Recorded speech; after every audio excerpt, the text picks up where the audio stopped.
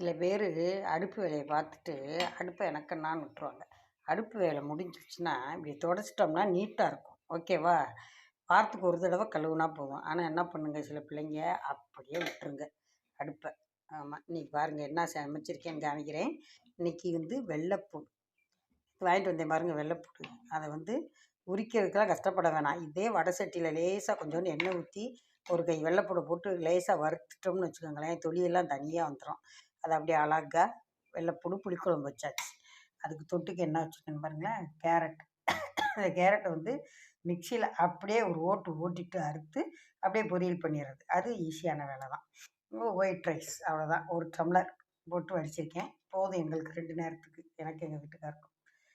தயிர். இவ்வளோ தான் இன்றைக்கி சமையல். ஓகேவா? பாருங்கள், பிடிச்சிருந்தா லைக் பண்ணுங்கள், சப்ஸ்கிரைப் பண்ணுங்கள். வேலை முடிஞ்சிருச்சுன்னா இந்த அடுப்பங்கரையை இப்படி தொடச்சிட்டோம்னா அடுப்பு நீட்டாக இருக்கும். ஓகேவா? நன்றி, வணக்கம். லைக் பண்ணுங்கப்பா, சப்ஸ்கிரைப் பண்ணுங்கள்.